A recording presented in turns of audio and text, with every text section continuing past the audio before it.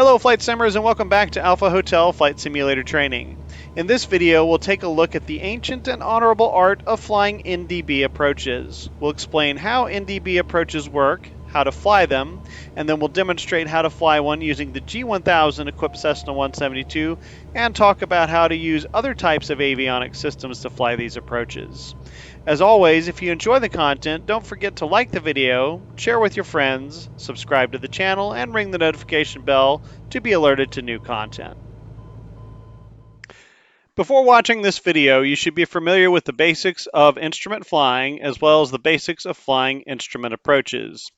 You should also be familiar with the basics of navigating using non-directional beacons or NDBs and the associated onboard receiver, the Automatic Direction Finder or ADF, and be familiar with the basics of how to fly a procedure turn. It's also a good idea to be familiar with the operation of the Garmin G1000. We won't be using the GPS functions of this unit for this approach, but we will be using many of its other features. I'll leave links to all these videos, plus a link to the entire instrument training playlist in this video's description. So what is an NDB approach? An NDB approach is very similar to a VOR approach. It uses a specific NDB bearing as course guidance to a runway or airport. If an NDB is near an airport, oftentimes you can use a specific bearing from that NDB to align with one of the airport's runways, and it can be used for lateral guidance to that runway on an instrument approach. If the NDB is situated in such a way that no bearing from it lines up with the runway, it can be used for a circling only approach. And we'll talk about those types of approaches in another lesson. There are a few different types of NDB approaches, most of which are similar in design to VOR approaches. If the NDB is located between about 3 to 7 miles from the runway or airport, the NDB serves as the final approach fix on the approach. You fly a bearing inbound to the NDB, fly over the NDB, and then fly a bearing outbound from the NDB while descending towards the runway. This type of NDB approach typically incorporates a procedure turn on the far side of the NDB, though they could also be theoretically flown as a straight-in approach as well. This is the type of approach we'll look at today and demonstrate flying in this video. The other common type of NDB approach is one where the NDB is located on the field and you track a bearing inbound to the NDB to fly the approach. Like VOR approaches that are designed this way, these types of approaches do not have a final approach fix and typically have a procedure turn. You navigate to the NDB, begin the procedure turn outbound while descending to the outbound procedure turn altitude. Then once you're established on the inbound approach course after completing your procedure turn, you can descend to your MDA. And the NDB serves as the missed approach fix. We won't be demonstrating this type of approach in this lesson, but if you want to take a look at how it works with a VOR approach like this, you can check out this video on VOR approaches without a final approach fix. The only difference between these two types of approaches is that you have to use a bearing pointer for course guidance on the NDB approach, and we'll be covering how to do that in just a bit. There are also NDB DME approaches where the NDB is located at or beyond the field and you use a DME fix to identify the final approach fix and determine where to start your descent. But these of course require an NDB that's co-located with a DME transmitter. These approaches are fairly rare. There's only 6 of them still active, mostly located in Alaska. But the techniques we'll talk about for flying other types of NDB approaches apply to these types of approaches as well. The biggest difference between flying an NDB approach and flying any other type of approach is the way course guidance is displayed to us. With a GPS, VOR, or localizer type approach, we have a course deviation indicator, or CDI, that tells us in a pretty straightforward way whether we're left or right of course. The center of the CDI is our aircraft, and the needle is our course. But when navigating with an NDB, the only way to display navigation information is with a bearing pointer. A bearing pointer is just a needle that points to where the station is located relative to your aircraft. When we fly an NDB approach using the G1000, we'll set it up so that the bearing pointer for the automatic direction finder, or ADF, which is the radio that receives NDBs, displays on the HSI. On the G1000, since we're displaying the bearing pointer over a heading indicator, it's automatically showing us the magnetic bearing to and from the station. The head of the needle shows us the magnetic bearing to the station, or what heading we need to steer to fly to the station from our current position. The tail tells us our magnetic bearing from the station. This tells us our location relative to the station, and you can think of it as being like a VOR radial. So let's take a look at an example of how this works. Currently, we have the bearing pointer up on the G1000's HSI. That is, the blue needle is the bearing pointer. You can see down here we have it set to where it's going to display the ADF, so it's going to point towards the NDB we have tuned here on 362 megahertz. And since the bearing pointer is displayed on top of our heading indicator on our HSI, it's automatically giving us the magnetic bearing to and from the station. The head tells us the magnetic bearing to, or how to get there. So currently we are on a 140 magnetic bearing to the station, which means we need to fly a heading of 140 in a zero wind condition to get to that station. And then the tail of the needle tells us our magnetic bearing from, which tells us where we're located relative to the station. And again, we can think of this being like a VOR radial. It's basically like the 320-degree radial from the NDB. So we're located northwest of the station, and we need to fly on a heading of 140 to get to the station. Another trick we can use with the G1000 is to set our HSI's CDI needle to either VOR or VOR1 or VOR2. I prefer VOR number 1 since it's a solid arrow.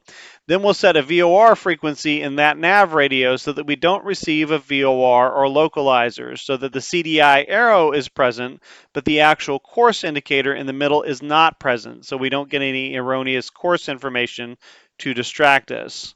Finally, we'll set the OBS course for our VOR's CDI to our approach course for the NDB approach. This gives us a reference for our approach course, and all we need to do is get the bearing pointer to line up with our CDI needle to know that we're on course. The way you determine your position relative to your desired course or bearing is to look at the head of the bearing pointer. And this is true whether the station is in front of you or behind you. If the needle is off to the left of your desired bearing, your course is to the left of your aircraft, and your aircraft is to the right of course. You need to correct to the left to get back on course. And the opposite is true if the head of the needle is deflected right. So how do you course correct and track your bearing where you're flying the approach? There are a few sayings that instructors will use to help students remember how to course correct when trying to track an NDB bearing.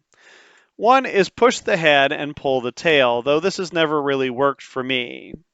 There are two things that I try to remember when tracking an NDB bearing. First, in most cases, when you're off course, you need to turn towards the head of the bearing pointer to course correct. Second, except when you're on course and have the needle centered at the top, or you're dealing with a strong crosswind, remember that the head of the bearing pointer will always tend to fall towards the bottom of the instrument, and the tail of the bearing pointer will always tend to rise towards the top. A silly way to remember this is that the head is heavy because it has a big heavy arrow on it, or to tell yourself that the head is made of lead, so it's heavy and always wants to fall. So to course correct, you need to position the bearing pointer so that the head will fall or the tail will rise to align with your CDI indicator. Now let's take a look at some practical examples of how to do this on an actual NDB approach. So let's assume that we're on an NDB approach and that we're inbound to the NDB, but we're showing the head of the bearing pointer deflected to the left. This means that our course is off to the left of our aircraft and our aircraft is off course to the right. So we need to turn, so we place the bearing pointer so that the head will fall towards our course. We need to turn left so that the bearing pointer is to the right of our heading, which will make the head of the bearing pointer fall towards our CDI needle that we're using as our course reference. Once the bearing pointer aligns with our CDI needle, we know we're on course and we can turn to track the course inbound. Things will look a little different if the NDB is behind you, but you apply the same rules. Let's assume we're on that same NDB approach, but now we've passed the NDB and the bearing pointer is pointing behind us and to the right. Again, the head of the bearing pointer always tells you where your course is. So the course is off to the right and the aircraft is off course to the left. Again, we want to turn towards the head of the bearing pointer so that the head falls and the tail rises to align with our CDI needle. In this case, we need to turn right to get the tail to rise to align with our CDI needle we're using as a course reference. Once that bearing pointer aligns with the CDI needle, we know we're back on course. Also remember that NDBs get more sensitive the closer you get to the station, just like VORs and localizers, so you want to make smaller corrections as you get closer to the transmitter. You know you've crossed the NDB when the bearing pointer quickly flips from pointing to the head to pointing to the tail. If you really want to torture yourself and use a more traditional ADF indicator to fly an NDB approach, like what you'd find in the Cessna 152 or the Cessna 172 Classic analog panel, you'll have to remember what your approach course bearing is since there's no way to mark it. Then you'll need to determine what your magnetic bearing is since the ADFs only display relative bearing in these aircraft. You can do this by doing the math or by moving the compass card on the indicator every time you change heading, but I find it easiest just to mentally move the bearing pointer onto the heading indicator. Then you can just use the same rules for intercepting and tracking NDB bearings that we talked about when using the HSI on the G1000. For example, right now we're on the procedure turn inbound on that same approach we had displayed for talking about intercepting and tracking the bearings on the G1000 HSI. You can see our bearing pointer is currently about 35 degrees deflected to the left or on a relative bearing of 325. And the 017 degree bearing is what we want. So if I take that needle and mentally move it over to the heading indicator, I can see that the needle needs to fall about 10 more degrees to the left before I'm on course. So I'm on a good intercepted heading here. I'm actually on the procedure turn inbound, and I just need this needle to fall to about the 45 degree point, about right here on my ADF indicator over here to know that I'm on that 017 degree bearing inbound. I can turn to track the course inbound. And if all of this talk about relative and magnetic bearings is just confusing you, make sure to go check out the video on basic NDB and ADF navigation. I do a deep dive in that video about how to use the different types of ADF systems and the basics of navigating with NDBs, and do some demonstrations on intercepting and tracking NDB bearings to and from the station, a little further away from the stations where they're less sensitive. And I also conduct those demonstrations in VFR conditions, which is a good way to practice before you try navigating using NDBs and ADFs in instrument conditions. Other than having to track our course using a bearing pointer instead of a CDI, an NDB approach is flown like any other non-precision approach. We'll fly inbound to the NDB, descending to our minimum descent altitude or MDA once we cross the NDB, and then fly until we either pick up the runway for a visual descent or hit our missed approach point and execute our missed approach procedure. Because we have no way to determine our exact distance from the NDB, we'll have to use the old school dive and drive descent technique where we descend quickly to the MDA, then level off and fly forward to our missed approach point. We'll also have to use time to determine when we reach our missed approach point.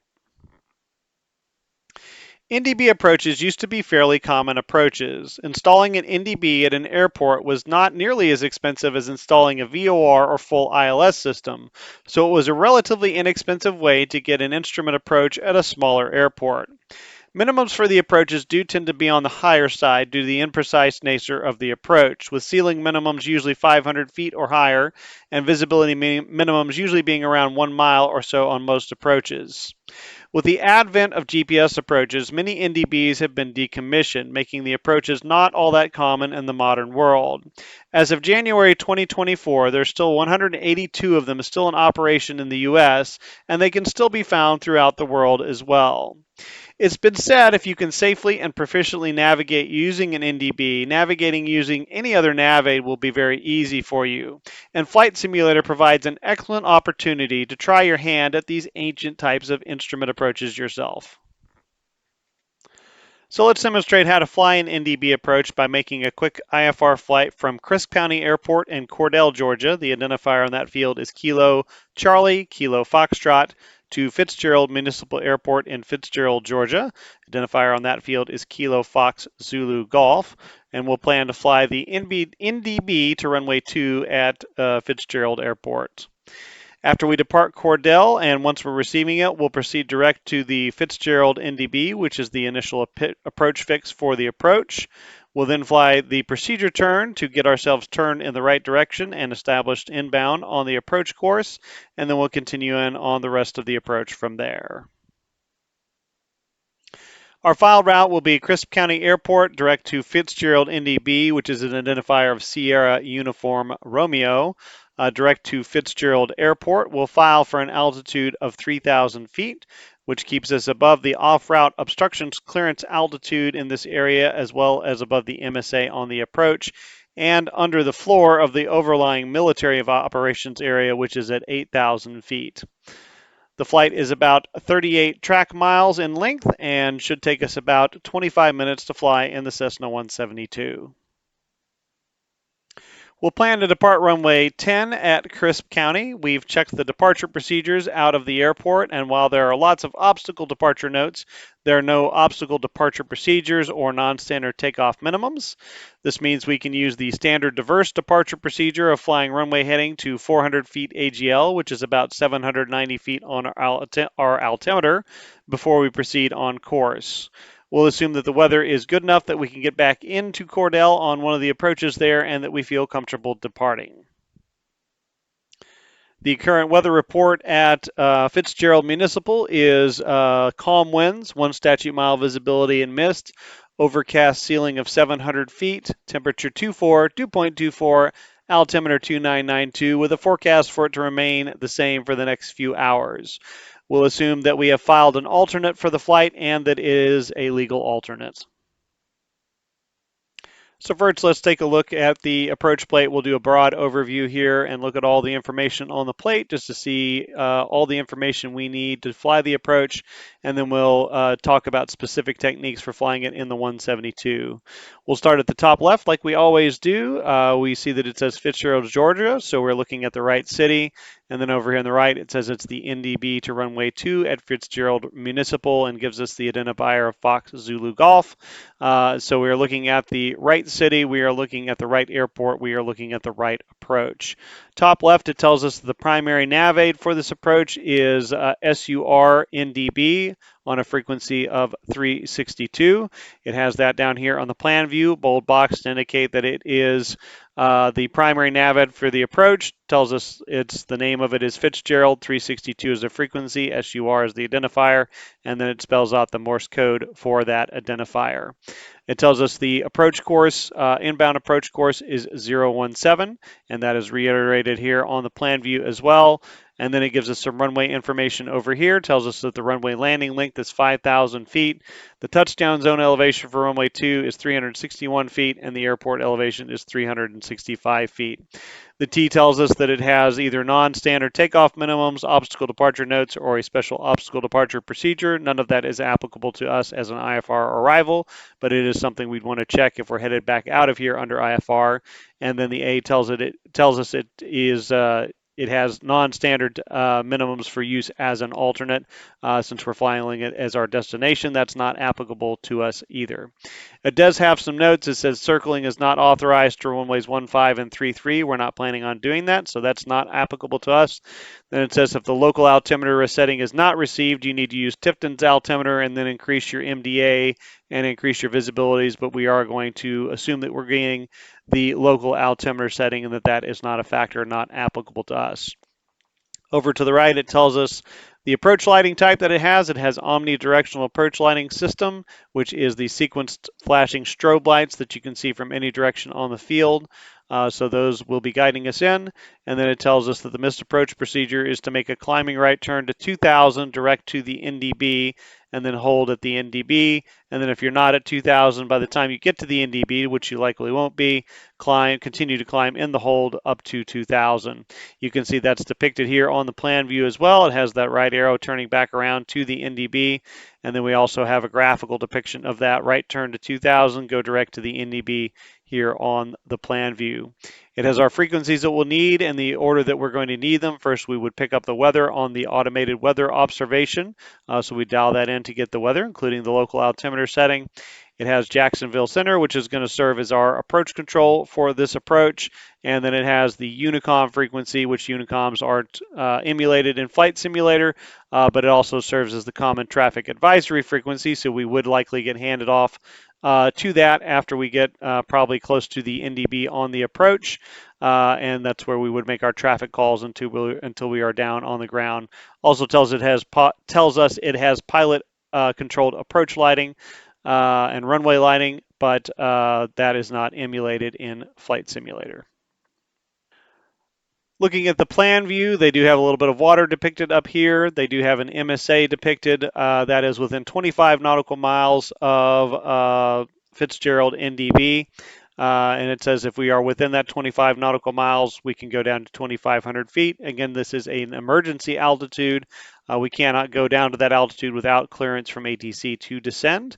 And the other thing about MSAs on this type of approach is there's no real way to determine your distance from an NDB since it doesn't have DME. So unless you load it in your GPS or ask ATC, so we're going to stay at our filed altitude of 3,000 until we cross the NDB and start the procedure turn outbound. It has a feeder route coming in from Vienna VOR that tells you the altitude, the course, and the distance, but we are not going to utilize that. Also has some notes about utilizing that. If you're coming in from a certain direction, you can't use this feeder route, probably coming from down this way. Only has a few obstacles on here. The tallest one is the biggest symbol with the biggest numbers. 935 feet is what your altimeter would read if you hit that. And then it has a few other ones that are closer to the field. Not all of them are well off the approach course and shouldn't be a factor for us and below the MDA. We do have the box for the frequency for the NDB up here, which we talked about already. And that's pretty much all the information that we have on the plan view. Looking at the profile view, you can see as we hit the NDB and head outbound on the procedure turn, we can go down to 2,000 feet. And then once we complete the procedure turn and turn around on the inbound approach course, we can go to 1,700 feet until we hit the NDB and start descending on the final approach segment. It tells us that the visual descent angle is 3.16 degrees. We're not going to use that today since we're not doing a continuous descent final approach course. If we did use that, then we would be crossing the threshold at 40 feet above the threshold elevation.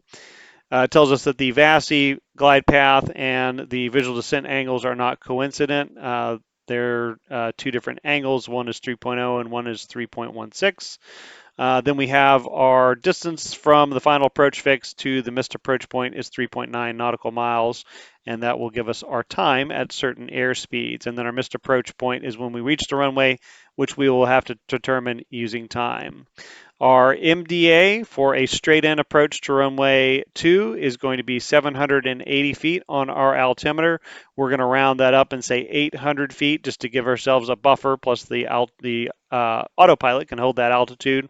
Visibility required is 3/4 of a mile because of the approach lighting system. And then that 780 feet on our altimeter is 419 feet above the touchdown zone elevation. And then, of course, the in parentheses numbers are for military aircraft. That is all for Category A and B aircraft, which we are a Category A aircraft, so we don't need to pay any attention to the C and D boxes over here. We're also not shooting a circling approach, so we don't need to look at the circling approach minimums either. Looking at our airport diagram, we have the airport elevation over here in the top left, 365 feet, and then the touchdown zone elevation for runway 2 is 361 feet. It tells us that there's a turf runway over here and gives us the dimensions on that. Here's our airport beacon, and then it tells us the length and width of runway 2 and 20. We do have the ODALs, the omnidirectional approach lighting system, out here, which will help us pick up the runway once we break out. And we do have a VASI over here on the left side.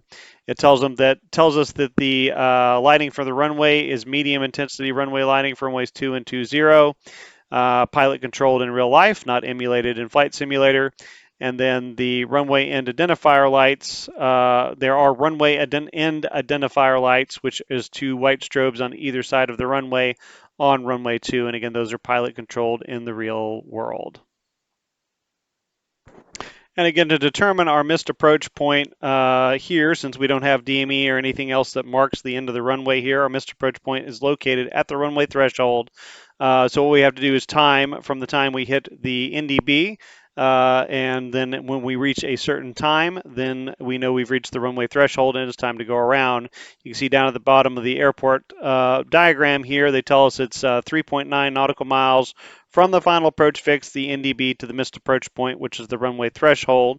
And then at these airspeeds or these ground speeds here, this is how much time it would take. So if we're traveling 60 knots, it's going to be 3 minutes 54 seconds. 90 knots, 2 minutes and 36 seconds. So we're going to have to average these two together. That'll give us the time at 75 knots. So the time from the NDB, the final approach fix, to the missed approach point or the runway threshold at 75 knots is going to be 3 minutes and 15 seconds. So we'll start our timer at the NDB, and if we get to 3:15 and we haven't seen anything, it's time to go around. We've hit the missed approach point. So let's talk about the specific techniques we're going to use to fly this approach in the 172. So we'll be cruising down from Cordell at 3,000 feet, coming down from about this direction. We'll navigate direct to the NDB. We'll assume that about 10 miles out we get clearance for the approach.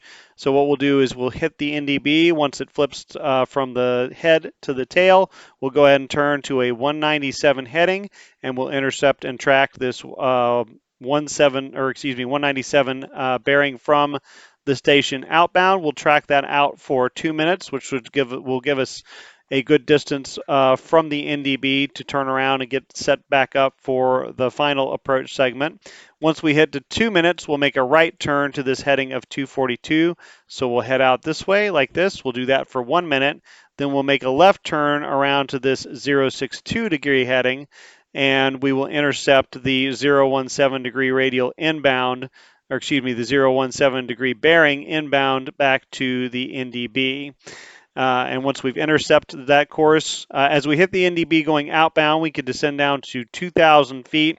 And then once we have intercepted the course inbound, we can descend down to 1,700 feet. And then once we are at 1,700 feet and level at 1,700 feet established on the inbound course, that's when we'll go ahead and configure. We're not going to use a distance because there is no DME and we can't really determine a distance.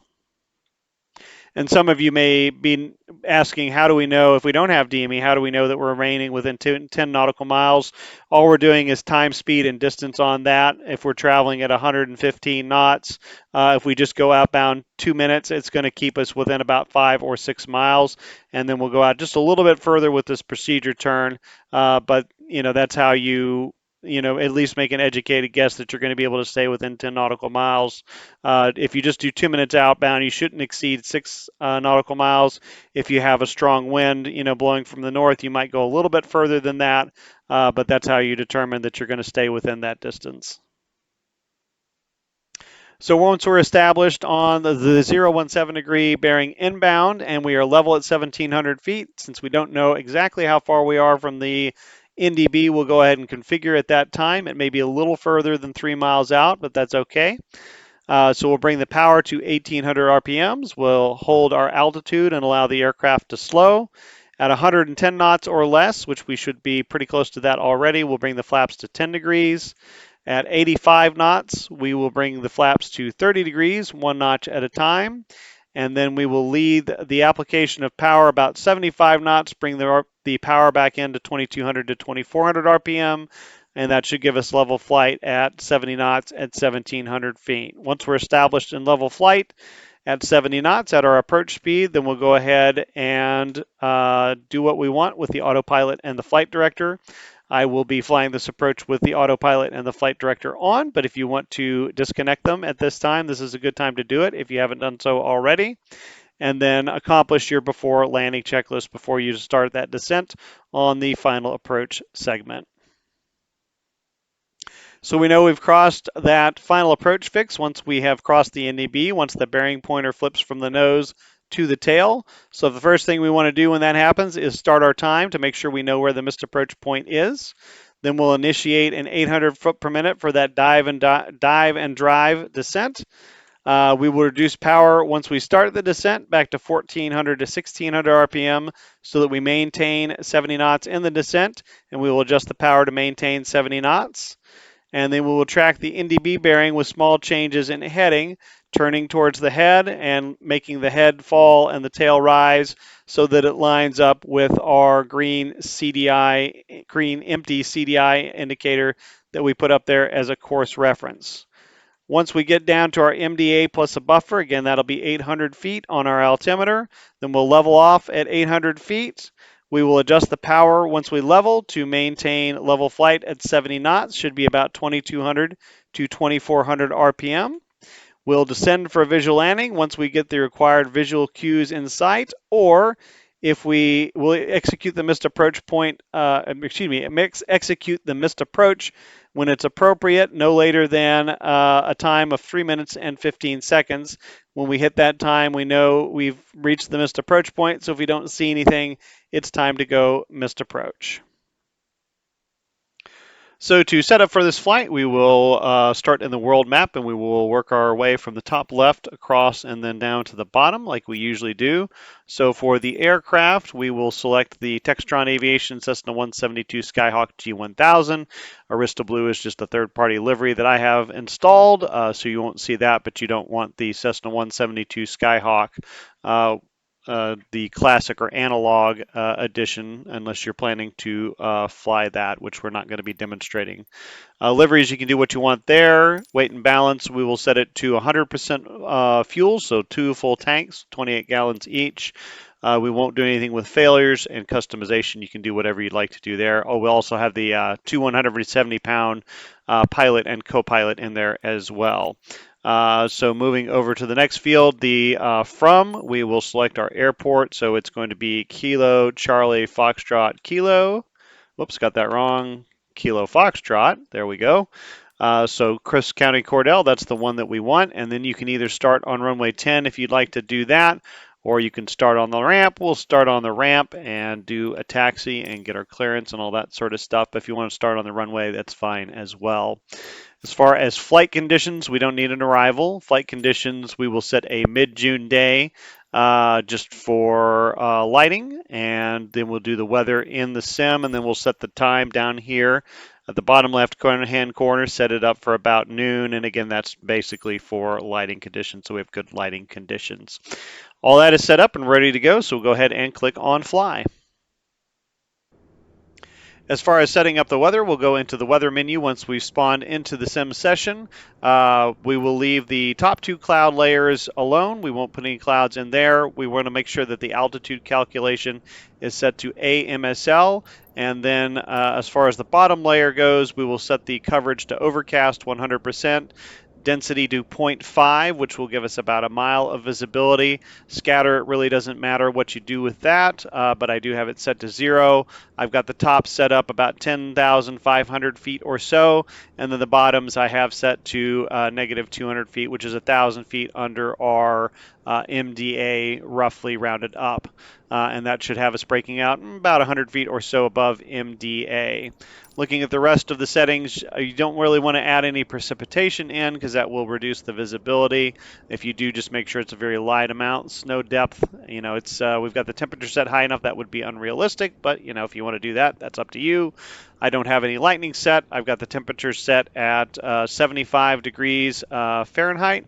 And the pressure is standard 2992, and I have the humidity set to the lowest value, which is 1, which again, if you bump that up, that will affect the visibility. So that is everything for getting the weather set up for this approach. Let's take a look at setting up the avionics. So as far as setting up avionics, the first thing I'm going to do is I'm going to come up here to nav1, and I'm going to put a frequency of 108.0 into the active frequency. And this is not a radio that I'm going to be able to receive. There is no VOR or ILS on this frequency anywhere within range of where I'm going to be flying. The reason that I'm doing this is so that I can put my CDI up here in VOR number 1 to have a course reference. You can see since I'm not receiving a VOR or an ILS, my CDI needle is missing. It's not going to be there. But I can still move this this VOR CDI course indicator around to where I will have a reference for the approach course that I'm flying. So what I'm going to do is I'm going to move this over to a course of 017, which is our inbound course on our NDB approach. And that, again, the CDI middle portion will stay blank. And then when I put the bearing pointer up here, for the NDB approach, I know when that bearing pointer aligns with this VOR CDI that I'm on course. And so it gives me a reference to look at to know how to, when I am on course, and how to course correct when I'm off course. So that's all we're using this for, is a course reference. I've hit the CDI button to put the VOR1 up here. That gives me that solid arrow. If you prefer, you can put VOR number 2 up here, which is the hollow arrow. Some people prefer that because you can see the bearing pointer inside there. So you can do that. You do not want it on GPS because that will set the course automatically for you.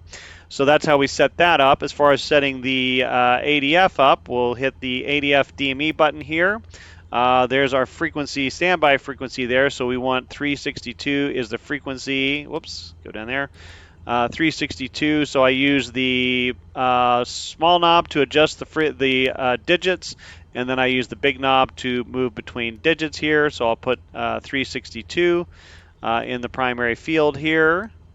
And then once I get it entered there, I just hit enter, and that will get it back out into the cursor mode. Hit it enter a second time, and that will get that into my active frequency box. So that gets the ADF tuned into the right frequency, but now we need to display the needle. So we will go to PFD options, hit that, and then I'm going to use bearing 1, so I will hit the bearing 1 soft key here, nav 1, nav 2, and ADF. So now I've got it up in ADF. This displays, as it shows right here, a solid blue needle. You could also use bearing 2 if you wanted to, which you can see would display a hollow blue needle. So again, whichever you prefer there. I prefer the solid needle for bearing 1. So all that is set up. The other things we need to do is set up our autopilot. I have our heading set up for 104, which is runway heading here in Cordell. And then I have our altitude set for 3,000 feet, so that is all good to go. I think that's about all we need to set up for this approach. Oh, we need to set up our minimums, so we'll do that. So we'll go into timer reference. We know that the timer is there, and we'll need to time for our approach, but we'll go ahead and set our MDA in here. So we'll use the big knob to scroll down to the mins. We'll turn it right to get it set to baro. We do need baro mins since this aircraft does not have a radar altimeter. And then we're going to dial in 780 on this bug here, as that is our MDA. So there is, almost there, 780 on our bug. So that is set. You can see it's got it set right down here. So we've got that set in there. So that's all we need to do to set up the avionics. I do have the moving map over here set to the traffic map, so we don't have a moving map to reference. Again, if you're going to go out and learn how to fly NDB approaches, there's not a lot of point in having a moving map up there to cheat with. You're not really learning much, so we will take that away. I think everything is set. All we need to do now is call and get our clearance. So with all of that done, we need to call and get our clearance. It looks like they do not have a remote communications outlet on the ground here in Cordell, so probably the easiest way for us to get clearance in the real world. They do have a listed phone number in the airport facility directory for clearance delivery, so we probably just call them up on the phone, tell them we're on the ground at Cordell. We're looking for IFR clearance to Fitzgerald. They call back and they say Cessna 172, Golf Hotel, cleared to Fitzgerald Municipal as filed. Enter controlled airspace, runway heading, climb and maintain 3,000 feet. Departure frequency will be with Jacksonville Center 12575, squawk 5502. We read all of that back to them, and most likely they would either give us a clearance void time, or they might tell us, if you can, give us a call at the end of the runway and we'll get you an IFR release. That's probably the more common practice nowadays. So we'll plan on doing that. So with all that done, we will go ahead and taxi out to the runway and give them a call and get ready to depart. Once we have our clearance, we'll taxi out and perform our run-up. Once short of the runway, we'll get our IFR release if we don't have a clearance void time. Once released, we'll accomplish our before takeoff checklist and perform a normal takeoff from runway 10. We'll climb on runway heading until we're able to contact Jacksonville Center. So as we're climbing through about 1,300 feet, about traffic pattern altitude, we will call up Jacksonville Center and say Cessna 172 Golf Hotel is with you. Off Cortel 1,600, climbing 3,000. They call back and say Cessna 172 Golf Hotel, radar contact, turn right heading 140, and when able, proceed direct to Fitzgerald NDB.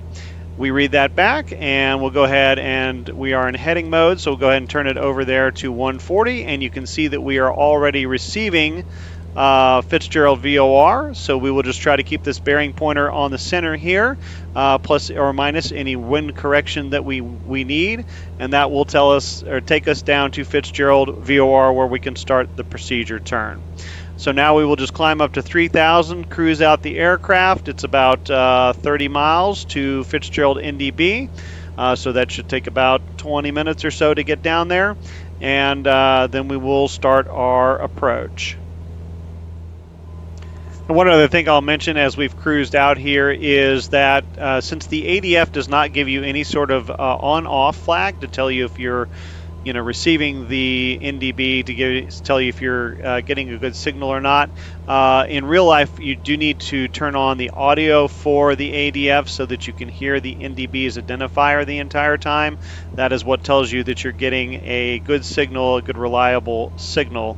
So again, in real life, you need to do that, and you need to have that Morse code going the entire time. It doesn't give you a digital ID or any of that sort of stuff that you can get with a VOR radio, much less a GPS course. So that's what you need to do. But if you don't want to do that in Flight Simulator, as long as you've got the arrow, you probably are getting the right radio and a good signal, so you could do that. But in real life, you would want to have that ADF audio turned on and listen to it for the entire approach. You'll also note that we do not have any sort of DME again or anything like that to tell us the distance from the NDB. So we don't know how far we are other than doing time, speed, and distance calculations or asking ATC. So that is one of the disadvantages of a NDB approach or navigating with an NDB en route, is you don't know how far you are other than making calculations or asking ATC. And as we get a little closer, Jacksonville Center calls up and they say Cessna 172 Golf Hotel. You are 10 miles from Fitzgerald NDB. Maintain 3,000 until established on the approach. You're cleared for the NDB runway 2 at Fitzgerald Municipal. Report procedure turn inbound. We read all of that back, and now we have clearance to utilize the altitudes on the procedure, and we have clearance for the approach to conduct the actual approach. So we'll go down to the VOR. To the NDB. We will fly that 197 course outbound, do our procedure turn back around and get established on the inbound course, and then fly to the NDB and descend to our MDA. So as I'm getting closer to the NDB, I'm going to get ready for that procedure turn. I'm going to go ahead and dial my altitude down to 2,000 feet, which is the outbound procedure turn altitude. So that is ready. I'm going to go ahead and pop my timer up and roll the cursor over to the start. So I'm ready to start that. I'm going to go ahead and put myself into a roll hold mode here, and I'm going to turn my heading bug over to that 197 course outbound, so that when the needle flips around to my tail here, I can just push heading again and get myself established on that outbound heading. So now all we're waiting for is for the needle to flip from the head or from the nose to the tail of the aircraft. Again, it's going to get a little more sensitive as we get closer to it, I don't have to pass necessarily directly over the very top of it. I don't want to chase the needle, but I do want to make small corrections if it starts getting off significantly to the left or the right. Looks like I'm on a pretty good heading right now to pass right over the top of it, so we'll just wait and see if that needle flips here in just a second and then start our outbound procedure turn. So you can see the needle starting to fall just a little bit to the left here. Again, I'm not going to chase it. If it falls pretty quickly, if it moves pretty quickly, we know we're pretty close to the NDB. So there it's starting to fall pretty rapidly. I'm going to wait till it slices through the wing to make my turn. There it goes. So I'm going to go ahead and turn my heading there. And so we'll do our 5 T's that we've talked about in procedure turns. So once I'm established on this heading here, I will go ahead and do my time.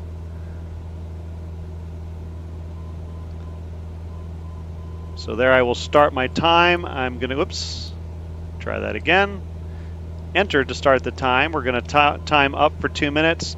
Turn we've already done. Twist, we don't need to twist anything. Throttle, we will go ahead and initiate a vertical speed descent and reduce the throttle to stay at about 105 knots, going down to 2,000, that outbound procedure turn altitude. And it looks like the course is a little bit off here. I do need to intercept that course. So again, I'm going to turn to the right, turn towards the head to get that tail to rise to align with this VOR CDI needle that I've put up there as a course reference. A little too much on the power, so I'll bring some power back in there. Probably about 2,200 RPM should do it. And you can see the tail is rising to align, and once these two needles are lined up with each other, I know that I am on that course. So there you can see the needles are almost completely lined up. That blue needle would be completely hidden when it's completely lined up with the course. Just a little bit of that one side of the needle is showing more than the other. That looks like it's pretty good and lined up, so I'm going to turn back to that 197 heading. And now I'm established on that procedure turn outbound. I'm just waiting for the 2 minutes. When we get to the 2 minutes, I'll make a right turn to 242, and then we'll fly that for 1 minute before we make a turn back around to the left to intercept the course. So about 20 seconds left to go. There's 2,000 feet, so I don't need to forget to bring that power back in. Looks like we'll be doing the turn at the same time. There's our time, so I'm going to go ahead and turn outbound to my 242 heading. Bring my power back in as I'm leveling off. I'm going to go ahead and hit the timer once to reset it, and I'm established on the heading, so we'll time 1 minute outbound. And you notice, of course, the tail is going to rise and the needle is going to fall as I go off course. But once we get out to 60 seconds, we'll make that left turn back around to 062, and we will intercept the course inbound. All right, so there is our 1 minute, so we'll go ahead and turn to the left to that 062 degree heading and intercept the course inbound.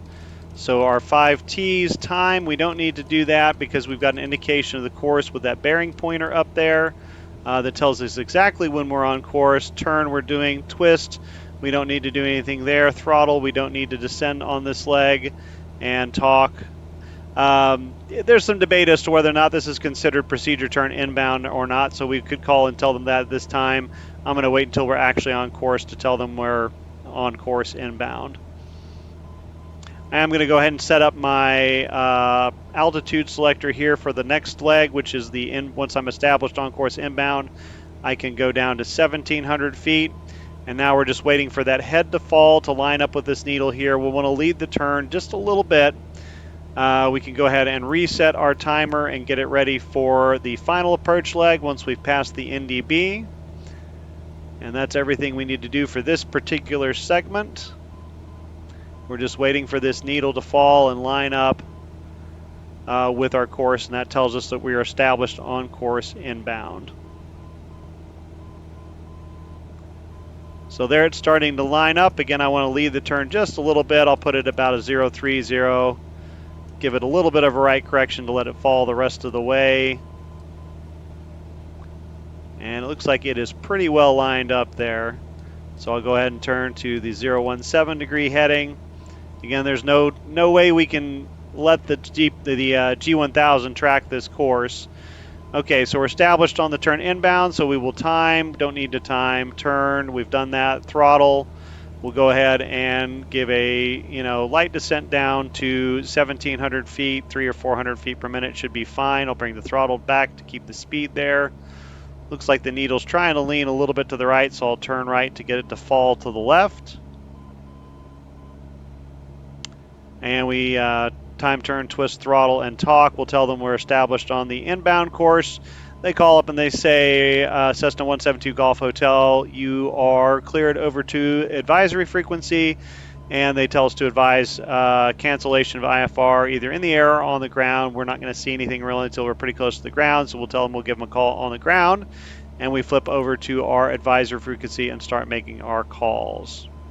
So now we are level at 1,700 feet and established on the inbound portion of the procedure. So we will go ahead and configure. So I'm going to bring my throttle back to about 1,800 RPMs. We're already below 110 knots, so I'll bring that first notch of flaps out. Waiting for 85 knots, and then we'll bring a second notch of flaps out. There's 85, so I'll bring the second notch out. Wait a second, bring the third notch out, and then at 75 knots, I'll pump that throttle back up to about 2,200 to 2,400 RPM to maintain that 70 knots. I'm actually going to change my glide speed here so I've got a good reference for my approach speed. So that's good there. I'll roll this back up to the timer. So now we're established on the approach course inbound. We'll go ahead and get our before landing checklist complete. And all we're waiting for is the flip of the needle to tell us that we've passed over the top of the NDB. And then we can go ahead and descend down to our MDA. I'm going to go ahead and roll down the altitude pre-select, since we're in a good altitude hold mode here, down to 800 feet. And then once we get that flip of the needle, we'll go ahead and do about an 800 foot per minute descent down to our MDA plus the buffer down to 800 feet.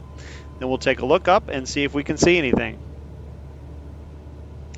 And probably the most disconcerting and imprecise thing about NDB approaches is you just don't know how far you are from the station. So all you can do is keep the needle lined up with your course indicator here. And then once you get the flip, you descend to MDA and you start your time so you know where your missed approach point is. And then you take a look up when you get the MDA and see if you can find the runway. I'm just making small changes at heading to try to keep that needle centered up. I don't want to chase the needle, just like I don't want to chase the needle in a VOR approach when I'm getting real close to the station. Looks like it's leaning just slightly to the left, but it's well within tolerances, so I'm not going to chase it since we're probably real close to the station right now.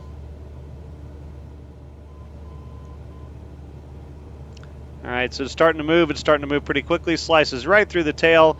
I'm going to go ahead and start my time first, then I'll put vertical speed, get about an 800 foot per minute descent going on there to get down to the MDA. Time, turn, twist, we don't need to do. Throttle, we're already doing. Looks like it lined up right on the tail there for us, so we're right on course. So we got lucky there. But again, if the needle's off to the right, we turn towards the head and get the tail to rise back so it's lined up with this VOR course indicator. And again, you can play around with these CDI combinations and see what you prefer, because you can see I can put a, whoops, I'll put my timer back up there. I'm not going to mess with that right now, just because that's going to get rid of my time. So I'm looking for 3 minutes and 15 seconds there. I know that if I get to 3:15 and I don't see anything, then I'm at the threshold of the runway and I need to go missed approach. Watching my altitude, need to lead the power so that we level off. Before landing checklist is complete, I'm on the common traffic advisory frequency making my calls. Looking for that altitude capture, getting that, so I'll go ahead and bring the throttle back in. 500 feet above the ground, up to about 2,200 or so RPMs. That seems to have been working really well for us. Okay, so we just fly level at this 800 feet at 70 knots, and keep the needle centered until we hit 315 or we see something. So let's take a look outside. And there are our ODALs. So I can go ahead and kick off the autopilot and start a descent to 100 feet above the touchdown zone elevation. And I'm starting to get the runway end identifier lights in sight now.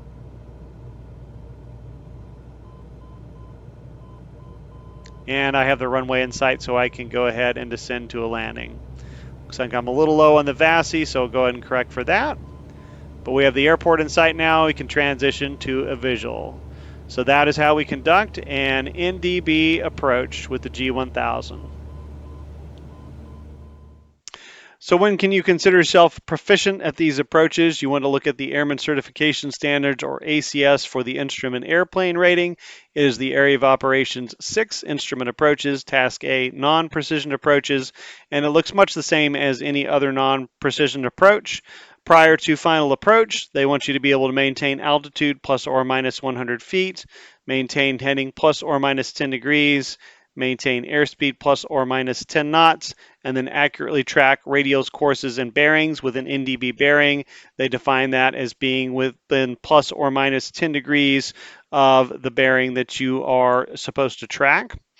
Once you get to the final approach segment, they expect you to be able to maintain a stabilized approach to the MDA plus 100 feet minus 0 feet. That's why we throw that buffer in there. So we have a kind of a 20-foot buffer. You know, if we went down like 15 feet, it would not be considered a bust if we went down from that buffer altitude. But if we went down even 1 foot from our MDA, that would be considered a bust. We are supposed to allow no more than 3/4 scale deflection of lateral course guidance. It actually says 3/4 scale deflection of the CDI. Since we don't have a CDI on an NDB approach, I'm assuming they're wanting probably no more than plus or minus 7.5 degrees would be 3/4 scale on the NDB needle. So no more than 7.5 or so degrees off of your desired NDB bearing as you're tracking that. Maintain your airspeed plus or minus 10 knots, that approach airspeed on your way down. Transition to a visual approach using a normal rate of descent and normal maneuvering once you have your visual cues in sight, or execute the missed approach procedure at the missed approach point or any time prior to that it is appropriate. That concludes this video. Hopefully it's giving you the knowledge and skills you need to fly NDB approaches in Flight Simulator on your own. Again, if you've enjoyed the content, don't forget to like the video, share with your friends, subscribe to the channel, and ring the notification bell to be alerted to new content. Thanks for watching, and we'll see you next time.